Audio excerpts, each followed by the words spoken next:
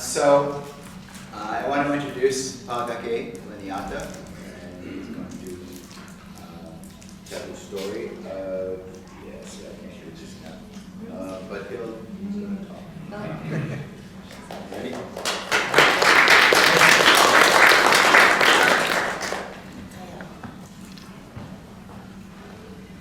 Ko te aroha Ano he wai e pupu ake ana he awa e mapuna mai ana I roto I te whatu manawa ko tōna matapuna he honu ai a karere ano ko tōna matapuna he honu ai a karere ano he tai timu he tai pari he tai ope he tai roa, he tai nui. He tai nui. He tai nui. Kia ora tātai. Tēnei eta. Nā tātou katoa e noho mai nei.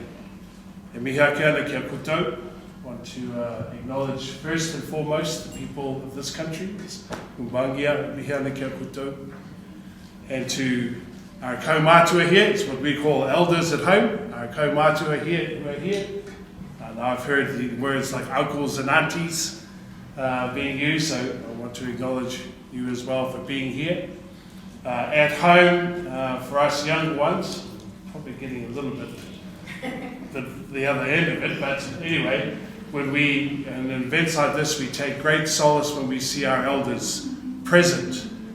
And periodically as we talk, we'll sort of look to see that we've still got giving the thumbs up facially anyway, or body language from them as we talk. So it's wonderful to have you here and to be part of this. And also, kia koe, Dr. Graham Moninga, for this invitation to be here. And it's a real honour and it's a real privilege to be amongst you and to listen to all of the stories, as I would describe them, that have been talked about over the last couple of days. And I still am quite upset about the fact we didn't make the first day, through no fault of our own. But we certainly enjoyed yesterday and continue to enjoy the talk today. So my cousin Miriana was the one I think that Dr. Graham Morning asked to come and speak, and she quickly, as we call it, talk about home, threw the ball in my direction and said, why don't you go over and talk at this particular event? And the connection was made, and to my privilege and honour, Dr. Graham Morning said, yes, he'll be an okay alternate to come and to speak to you today. So thank you for that invitation, and for all of you who have put on this event, including the special event we had this morning down on the beach. Clark and Troy and Kuto, just want to, it's been a wonderful time being here. Now I've got to watch my time. I know that I've got 40 minutes to talk, and then if there are any questions, what have you, that may take a little bit more after that. But there are two things I want to talk about. One is this particular topic, Whakatupuranga Rua Mano. But the other is a special request made by Dr. Graham Morning to talk a little bit about some of the ructions, some of the dispute and battles that are happening at home right now. And I'll talk a little bit about that towards the end. So Whakatupuranga Rua Mano was our tribal development plan. And it began in 1975. and it was 25 years of tribal development between that period of time, from 1975 to 2000. Now, our people live in the southern part of the North Island, right? And they are Te Atiawa, Ngāti Raukawa, and Ngāti Raukawa. Those are the three tribes that we refer ourselves to, the Confederation of Tribes in the south there. And for Māori, the tribal names are taken from an ancestor. So Te Atiawa, that Awanuia is the ancestor. Ngāti Raukawa is the ancestor. And Ngāti Raukawa is the ancestor. So the Ngāti part, I suppose you could refer to that as the mob. That is Awanuia, the mob that is Raukawa, and the mob that is Tuarangatira. All right, at home. That's how we describe ourselves. And so that area there, in the bottom part of the lower part, or at home as we refer to the upper part of the North Island, because that's a fish. For us, if you see that picture to the right, that is a fish, and the head of the fish is in the south and the tail is in the north. So when we're talking and travelling around the country, we're talking about going up to Wellington and down to Auckland, to Northland, right? And that can get confusing for people, and then we will just sort of ramp it up a bit more by having the island upside down so you could really, anyway. But that's, it can get a bit confusing for others, but that's our area there in the south. Right. Now in 1975, we were in a real mess as a people. All right, we had been colonised, we had accepted the hegemony that we were basically lucky to be still around and those kinds of things. And what we found at the time was that in a population of around 20 to 25,000, there was no one under the age of 30 who could speak Māori. So a whole generation, my father's generation, that generation, all missed out on the language. So the next generation, which was mine, none of us had the language. All of our marae were neglected and inactive. Our people weren't frequenting those gathering places at home. We had too many of our people, as we used to describe, enjoying the hospitality of Her Majesty, i.e. in prison, right, or in other institutions, hospitals and places like that, psychiatric hospitals and things like that. We had a very poor knowledge of ourselves and who we were as a people. Others were making decisions for us. Right, so we talked about being in the car, but certainly not holding the steering wheel. All right, at the time. And our young people, myself included at that time, those tribes I put up before, they didn't know those were their tribes. All right, so that's the state we were in 1975 when a decision was made, something needs to happen. Need a call to action for our people in the south there to actually try to turn this around over a 25-year period. So all I remember is that for 25 years, my family, certainly because my father was one of the architects of this program, and Dr. Gray Morning mentioned his name, Winiata, we basically lived, very breathed Whakatupuranga Rua Mano, this development program. And we had a lot of focus on young people. As the Young People's Week, we began running total immersion programs in the 1970s, right, in 1977, and there was a woman here from Wales yesterday that I wanted just to comment. For our L program, as an example, we got the idea of doing immersion teaching from Wales. And a place not quite as popular today as perhaps Wales, Israel, right? Where they were involved in the 1970s in the rehabilitation, the rejuvenation, the revitalisation of their languages. Sent one of the cousins over, sussed it out, came back and said, we need to do immersion programs. And initially we thought, what the heck is that? And what it turned out to be was 10 days immersed, English band, right? And some of our elders were the language police at the time, because us young ones had a habit of going off to the bathroom, to the toilet, and talking English to each other. Well, that sort of stuff. But 25 years of immersion programs running at home, we ended up having, I don't know, hundreds of hui, of gatherings with local government, national government, various associations, medical associations, teaching fraternities and associations, to try and get them to understand who we are, who we were, who we are, and what our aspirations were. Over 10,000 participants over that period of time in these various events. And probably the one that's made the biggest impact was Te Whānau Raukawa, which was our tertiary level institution of higher learning that we established in 1981. But I'll come back to Te Whānau Raukawa in a minute. We had 4 principles that drove this particular program. And the first principle was, the people are our wealth. He kura te tangata. So what we had at home basically was, we were pretty much landless, forestless, fishless in our area. It had all been gone. So at home, of 63 million acres, or 66 million acres, something around that period, that number, only about 5% of it is still in Māori hands. Only about 3 million acres. And our tribe was at the very bottom of that land holding. So we didn't have a lot of land, we didn't have the kind of fisheries and forestry and stuff like that. So our people focused on the people. That the people in the end are our wealth.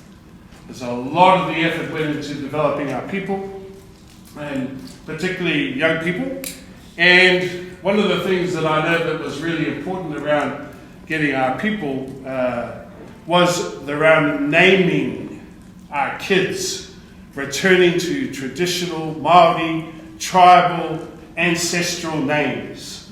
Right, for them, and that made the connection for them to their tribes that were there. And so you had this, interestingly enough, some of our old people were a little bit concerned about that, because suddenly you had these great chiefs from the past, and these toddlers walking around with these great, surrounded by these great leaders from the past. But that was all part of focusing on our people, right? And getting our people out of the prisons, getting our people out of the hospitals, getting our people out of places where they were no longer able to contribute and back home. So that was the first type. The second one was around our marae. So I said before, they were in a dilapidated, rundown state. Now these are our gathering places. This is where we come together to do our rituals, to do our ceremonies, to do our engagements with each other. And they were very much run down. But over that period of 25 years, and it's ongoing, new marae have been stood up. These sorts of houses were renovated or rebuilt, recarved, and what have you. We had a whole lot of new dining halls built. Very proud of our new ablution blocks, new toilets that were built on our marae, and all those kinds of things. A lot of effort went into the marae to be, once again, moved from being in a very dilapidated state to sources of pride for our people. And we now have, on every marae, of the 23 marae in our area, 23 gathering places like this, every single marae has something new, renovated, redeveloped, that people are proud about as being part of their homes. Right? But the principal home, the marae, right, that idea. Yeah, what? Huge effort went into the language. Right? The language is a treasure. Right? Huge effort, because we started with basically nothing in 1975, under the age of 30. And I think the real part is, I'm a product of this effort, right? And so are 3,000 or more of my relatives who are now part of that, from 0 to 3,000. They're able to speak Māori in our area. And I can remember all sorts of things happening. I can remember Dad telling us, well, actually one day he stood up and he went like this at one of our Christmas events. I have 4 siblings, or 3 siblings. Dad has 4 children, Dad and Mum, and he was doing this with his hands. We asked him, what are you doing there? And he goes, well, when you were only young, and by the way, we were brought up overseas, so that kind of just compounded the problem of this sort of displacement from our culture. But he said that I went to an event where I was told, this is in the 1970s, that the language Te Reo Māori was a goner. It was all over. The horse had bolted, the gate was shut, and nothing, doesn't matter what you try to do, nothing is going to bring the language back. And my father persisted with this questioning about, but how can we bring it back? And the expert at the time said, it can't be done, I've told you. The horse is bolted, the gate is shut. And he persisted, and finally the person said, look, the only way it's going to happen is if for a period of 5 generations, each successive generation is better than the previous at speaking Te Reo Māori. More capable. Each succeeding generation for 5 generations, these generations need to be better than the previous. And then he went on to say, and so I told you, the horse is bolted, the gate's shut, it's not going to happen. My father said, I just wanted the first part of that answer, thank you. And he went home and he began with his kids. All right, so this motion here, 15 or so years ago, was him saying to us, he's done his bit. His 4 kids are better than him at speaking Te Reo Māori. Now it's our turn. Now I've got 8 kids lined up. I'm on track, but with them. But that was what we did as a family. It didn't need legislative change. It didn't need huge amounts of funding from the government. It was just a decision made by a group of 2 parents to make sure their children were more capable in the language than they were, and then to carry that on for 5 generations. So there was a whole lot of stuff like that around the hill, and we had, examples of, like, when we were kids, we didn't have allowances, if you like, if such a thing still exists.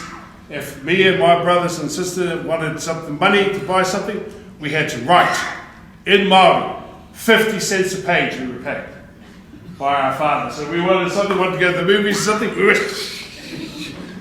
writing out these pages in Te Reo Māori, and he would pay us to write 50 cents a page, and we were off to the movie. So that was quite an incentive to develop the capability to write in Te Reo Māori.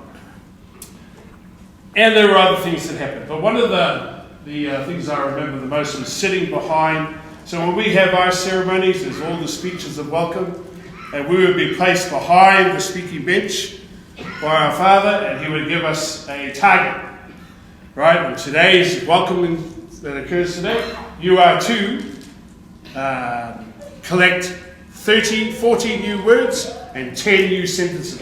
And we were sitting there the whole time, writing up these words and writing up these sentences in order to learn the language. So the language I learned was a very formal, Marae-based language. But here you see the statement here, ka ora te whānau, ka ora te reo. When the whānau is well, the language is well, and it works the other way too. Ka ora te reo, when the language is well and thriving, ka ora te whānau. The 4th mātāpuna was self-determination.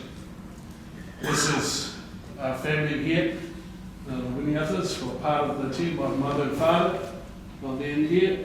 Dad's still going, he's 90 this month. Mum passed a couple of years ago. But the idea of getting our hands on that wheel, all right, not having somebody else driving the vehicle down the road, and we're just passengers on board, we're getting our hands on the wheel. And having increasing control over our destiny. So those 4 ideas, those 4 principles of the people are our wealth, the marae is our principal home, the language is a treasure, and having increasing control over our destiny. And Dad was somebody, and still is somebody who has a deep reservation and a deep distrust of the crown.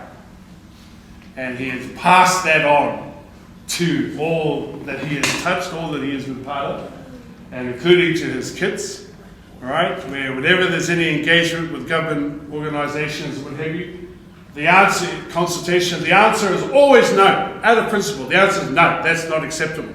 Even if it's reasonable, no, it's not acceptable. Right, that's your starting position. All right, and then over a period of time, it might get to maybe. Right, but always starting with no. All right, that's the starting position. Now, just briefly about Te Wānanga Raukawa. That's 20 minutes long, yeah. Te Wānanga Raukawa is our centre for higher learning in Otaki. So Otaki is it's described as a bubble sometimes, because in Otaki we have 3 preschool early learning immersion centres, kohanga reo. We have 2 fully immersion schools, full immersion kura in Otaki, from new entrance right through to the end of secondary school, both of those kura. And then we have Te Wānanga Raukawa there as well, which is the tertiary arm, tertiary. And it was always seen by our people as being a reformulation of a traditional centre of higher learning. All right, it's nothing, we didn't import this idea from universities or anything like that. We always had our own centres of higher learning at home. All right, so Te Wānanga Raukawa was that, established in 1981. 2 students and 70 teachers. So all of our teachers were voluntary. They were people who, interesting enough, were in universities at the time. So my father was a professor of accountancy at Victoria University. We had professors of psychology, we had surgeons, we had all sorts of people who would come and voluntarily teach. Yeah, teach the students, teach their own, this particular program. So 2 students, 70 teachers, and the focus was three parts. One was te reo. Everybody who comes to Te Wānanga Raukawa becomes competent in te reo. They have to. It's part of their program. They want that diploma or degree. You've got to be competent in te reo Māori by the end of it. Iwi and Hapu studies, which was about tribal identity. So we had lots of students come from other tribal areas, and their challenge was to go back and research and study their own people in order to fulfill the requirements of this place. Right? And then thirdly, there were specializations, akwarango specializations, including design and art, management studies, teaching, there was a whole lot of mental health, Māori medicines, and Mātaranga Māori is what I've taught in particular, which was traditional Māori knowledge, performing arts, a whole lot of disciplines. So a student would come to the wānanga, they'll do te reo, they'll do iwi hapu studies, and they will do a specialisation, right, which would lead towards a diploma in 1 year, a degree in 3 years, a master's in 2 years after that, right, since the start. So 1981, 2 students, 70 teachers. Now, 2025, 5,000 students, right, that are part of Te Wānanga Raukawa in Otaki, and it's still the same system, right, of having students come in, reo, iwi and hapu or tribal studies, and a specialisation that they come to do. And my cousin Mirana, who Dr. Graham mentioned before, was the tumuaki, or the leader of this place for 17 years. She retired earlier this year. My father was the tumuaki, or the principal of this place, for 12, 14 years prior to today. What's happened at the just lately is that the wānanga has moved away from being a crown entity. Right? So this is still pushing that 4th principle of having our own control of our own destiny. And so Te Wānanga Raukawa has moved away from being a crown entity to being one that is more self-determining. And the iwi are the ones who established, the tribes that established the wānanga are in charge of the place. right? They do the running of the place, the finances, and all that sort of stuff. Purpose of the wāna, it used to be to contribute to the survival of Māori as a people. Now, having had 30 years or so of Te Wāna Raukawa, it's sort of evolved a bit into contributing to the resilience and flourishing of Māori as a people. Right? So that's Te Wāna Raukawa. Now, 25, or now it's 50 years later, we just had the 50th celebration of Whakatupuranga Rua Mano. We have 3,000, by estimate, under the age of 30 who are fluent native speakers of Te Reo Māori. Alright? Reo Māori is seen and heard in Otaki. If you go into the Woolworths or the Countdown or the shopping places in Otaki, you will hear kids calling out to their parents in Te Reo Māori. And the shopkeepers who are onto it have learned the reo too, because they know that'll get the kids wanting to go in there and buy stuff. So we have our Sri Lankan and our Indian and our Pakistani dairy owners all speaking Māori too. All right, to our kids particularly in that place. We've seen the restoration of our marae right throughout the area. We have kohanga reo, kura kaupapa Māori, kura aiwi, these are the schools. So I'm interested in see what's happening in your kura. My wife and I established a kura in Otaki, and one of the kura aiwi, which has 170 kids in it now. And the wāna and Otaki as a place in the country is officially designated as a bilingual township. All right, that place of ours. The success factors, I think, that we've learnt over the years for Whakatupuranga Rua Mano is the importance of having the kaupapa, the thing driven by Māori through tireless leadership. Right, the ones who led this program, I remember as a young one being told to go and get my father down at his office, and I went in there and all my uncles and what have you, they were all asleep. Dad was leaning against the wall, another one was asleep under the table, what have you, they were just taking a 5-minute break at 4 o'clock in the morning. Right, to have a quick rest and to carry on with their deliberations. So, tireless leadership. Language and culture revitalisation proved to be a really important call to action for the people. Got them out of their homes, got them to the marae. Right? Language and culture revitalisation. Then, having engaged with the language and engaged with the culture, the sense of spiritual wellness and uplift was palpable. Right, and that became something that really drove young people. A focus on young people. This program, though it included everyone, there was a focus on young people. The idea of normalising educational success by creating our own institutions. So the college down the road is still a state school, our kids are still failing there. Right? But those families who have moved their kids to our kura, to our schools, are enjoying, a much higher success. And the idea of educational success becoming normalised has been really important. And finally, Whakatupuranga Rua Mano has been a symbol of our self-determination. Right? Now, the last thing I want to talk about here is that part of the language work that we've done at home, we've sat down and had a look at it and sort of come to our view. What is it about what we've done in the last 25 years that we think has been important? It was important that our young people perceived a necessity to learn the language. All right, perceived necessity there. They saw that the language was missing in their lives and there was something in it for them. Secondly, we created opportunities and situations conducive to learning the reo. Kohanga, schools, at the marae, and what have you. And young people were given the opportunity to learn on a silver platter by our old people. Right? Opportunities to use the reo were really important.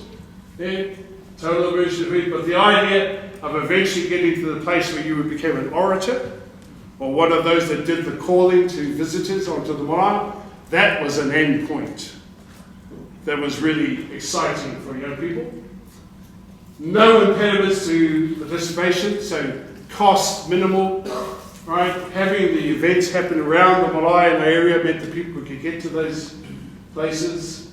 People found as they learned the reo that there were all sorts of benefits that came from having the language.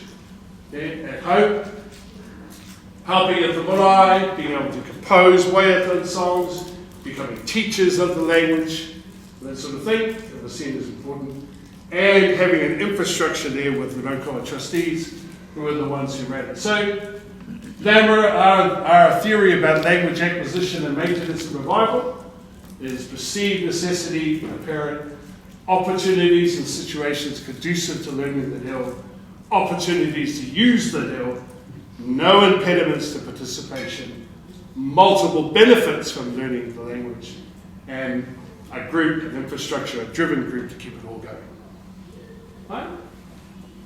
Now, before I come to this, that's that Whakatupuranga Rua Mano story. Yeah? And I'm taking all the time. I wanted to spend the last 5 minutes just talking about this because Dr. Graham asked me to say a little bit about what's been happening at home recently. So, we had a change of government at the end of 2023. And I think the 6 years prior to that, the 2 terms of government we had prior to that, a lot of progress was made in terms of Māori Crown relations, right, at home in New Zealand.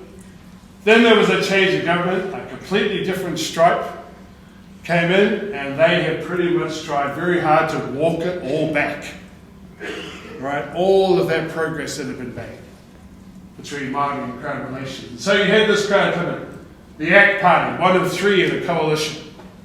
Right? And they want to redefine the principles of the Treaty of Waitangi. They actually really want to rewrite the Treaty of Waitangi, which was our treaty at home, signed in 1840, that guaranteed, they gave the government the right to govern for Kāwanatanga, but it guaranteed to Māori our self-determination and control over our tongue and our treasures. Over the period of time, it's been developed that there are 3 principles around the Treaty of Waitangi: participation, partnership, and protection of Māori rights. Right? This guy comes in and they want to rewrite all that.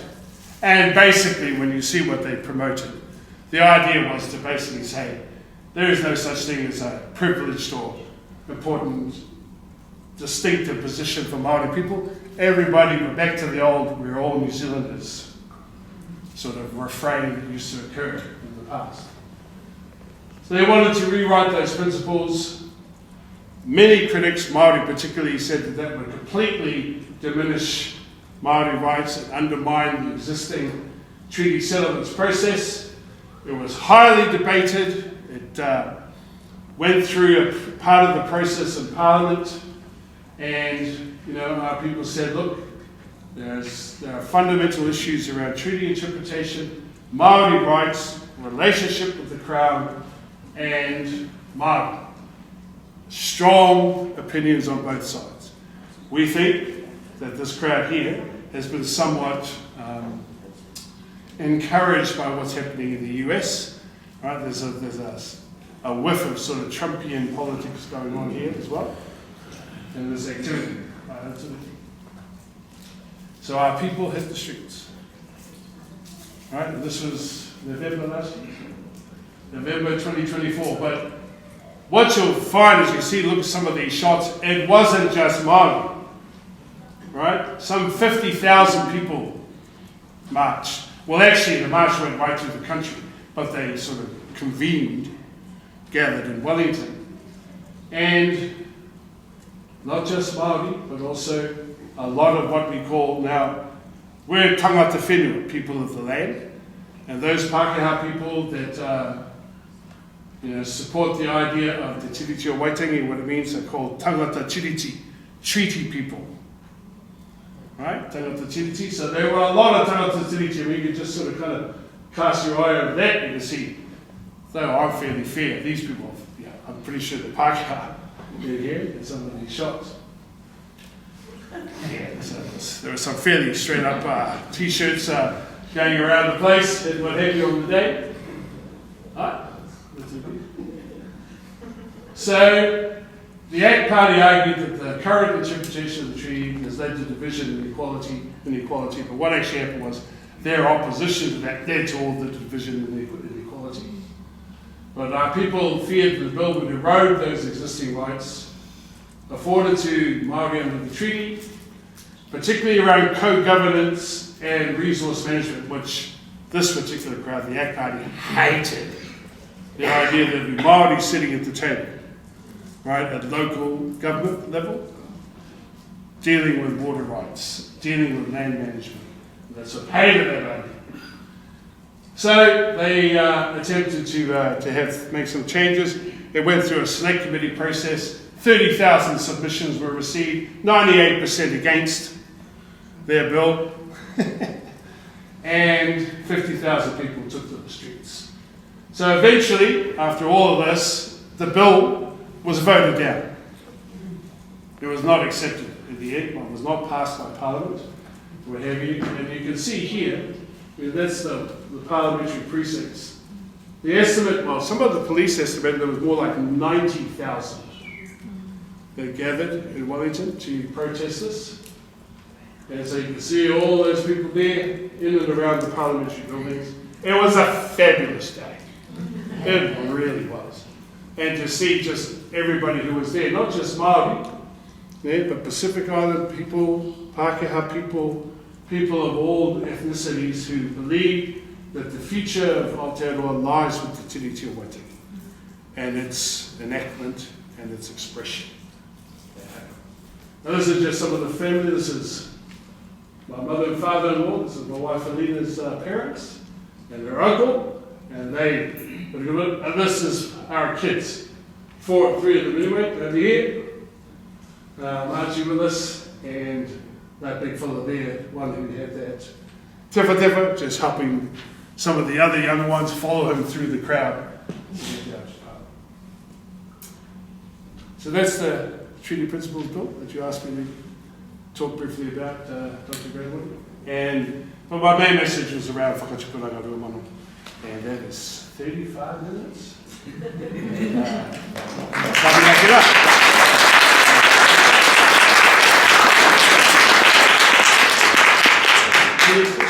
Questions? Happy to answer questions. I don't mind answering questions. Hi, I guess my question's about the infrastructure. So how did you get to a point where you're kind of building your infrastructure? So I know a lot of our community always we're struggling, I guess, with accounting and bookkeeping and government side of stuff. Can you talk to a little bit about, I guess, the development of the infrastructure? What were the things that you needed to be really successful? Yeah.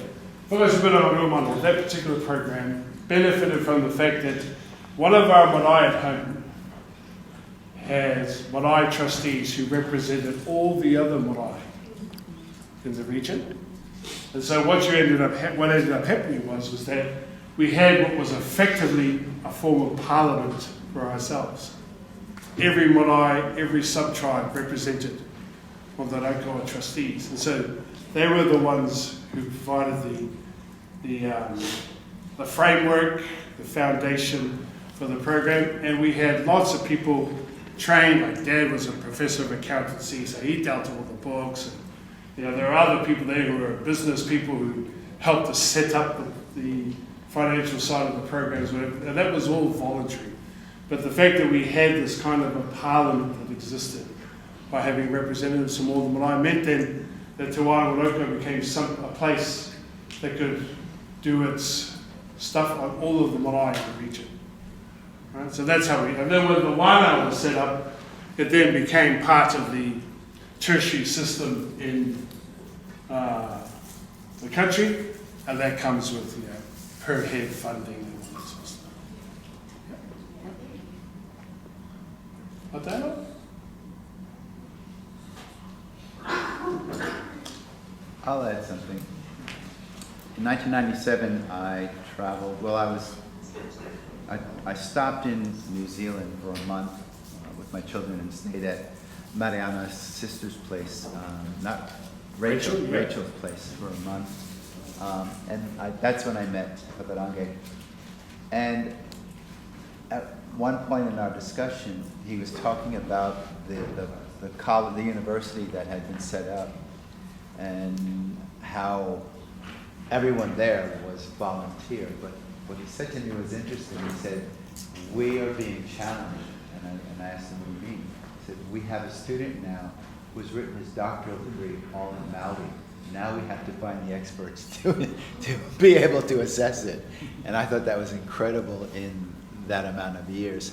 The other thing that I wanted to comment on was when they had the WIPSI conference, and I don't know if that was 2005 or 2008, I can't remember.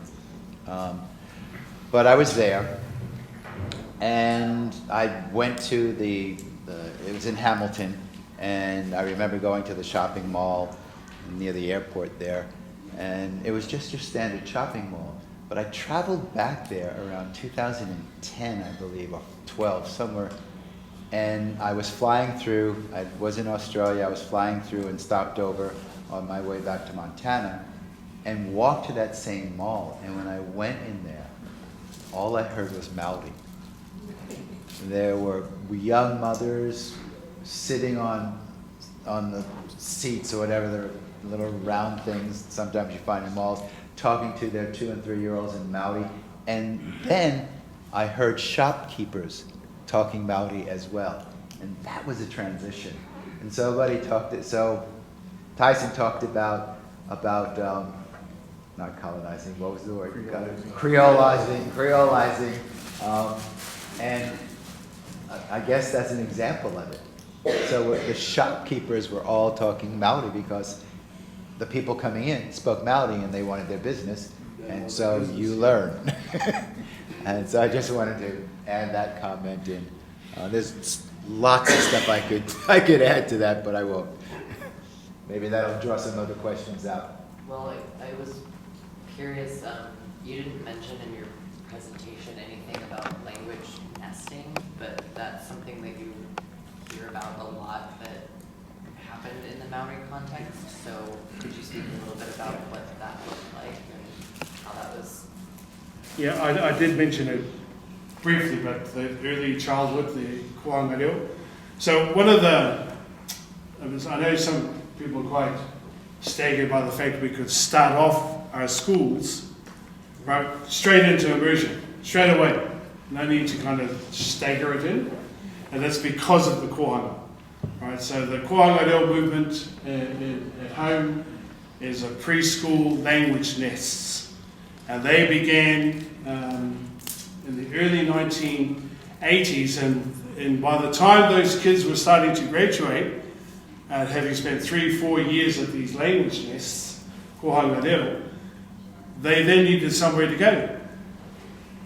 All right? They're coming out of these nests with the reo, with the language, and having to go into a primary school where the language did not feature. All right? But so people turned to establishing these schools. So we had a whole cohort, or a whole generation, if you like, of fluent speakers of the reo primary school, at the beginning of primary school. So we were able to start off with these immersion courses that way. But absolutely no doubt the Kohanga Reo movement is what helped to kick all of this off. All right. In 1997, I went to Otaki, and they had, it was interesting the way it was set up. It's no longer set up this way, but when you walk in, off to my left was a college, like a college. And then it was set up like a horseshoe. And then when you went around, after that, then there was kindergarten to like grade 4, I believe. And then grade 5 was the next station built of classrooms. Grade 5 to middle school, and then middle school, and then in the center, opposite when you walked in, were high school kids. And then you started moving to the younger kids, and then you got the language nest, preschoolers. Well, even before, well, sort of like, well, from birth, more or less. One of the things that I found interesting was there would be a recess, a break, like maybe at lunchtime. and the high school students would go over to where the kids, just toddlers, where the toddlers were, and they would interact with the toddlers in Maori. And I remember there was this, I'm not sure why I'm facing with my back to everyone, I'm talking to everyone. And I remember seeing, I think it was Mariana's girls, or one of them, went over to this young boy who was about 3 years old, and he had a taiaha. And so she was like showing him, fighting with him to show him how to use the taiaha, and he was just enjoying it. And it was interesting to see the high school kids, instead of taking breaks, they would go over to where these little toddlers were and then interact with them in language. And so there you get there you have that concept of language from the breast, the language nest. And I'm sure that happened in other places as well. Any other questions? Okay. Just an alignment, I guess, of what it's sounding like to me that you're describing is the embassy points of like trade and protocols of how to enter into the space, which are different from like our nation states, how they're kind of governed to behave in certain places. Yeah, so I thought that was really beautiful, and there's like a strong pattern that has a consistency to protect those spaces and about the priorities of identifying why the history, how you're entangled, the knowledge, and purpose, and production, care, like the health of it really. So yeah, thank you for sharing your story with our parents as well. No, I was interested in what you were doing too. And I noticed the 3 letters, the ART. Thank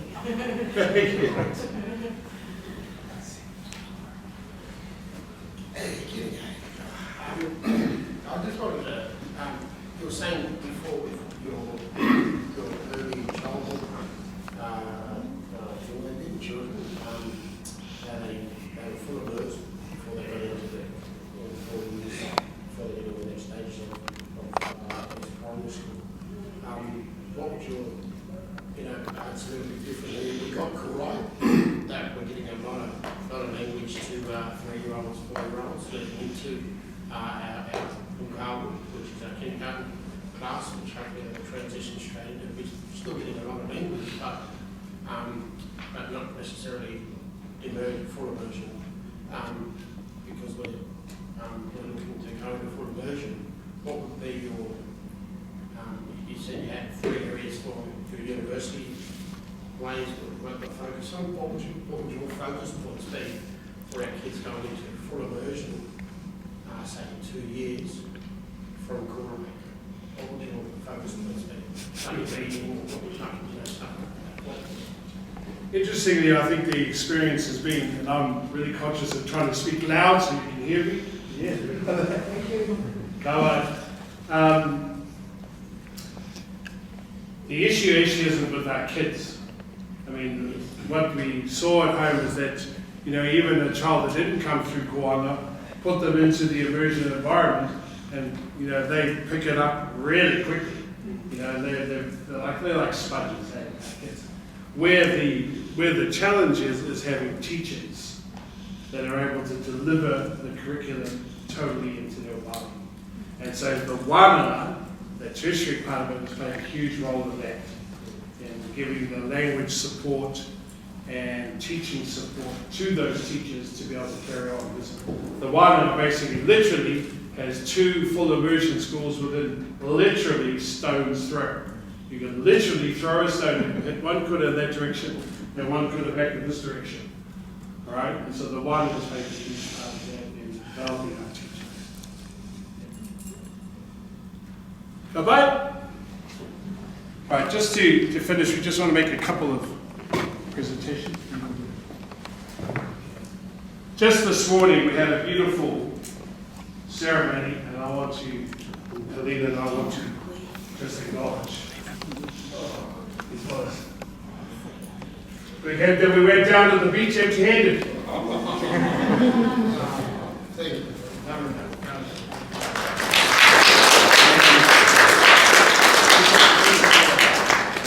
And then to you behind the camera.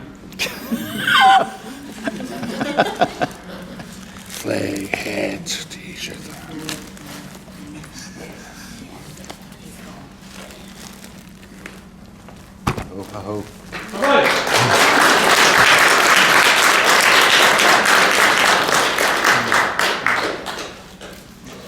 All right, I think we are at our break.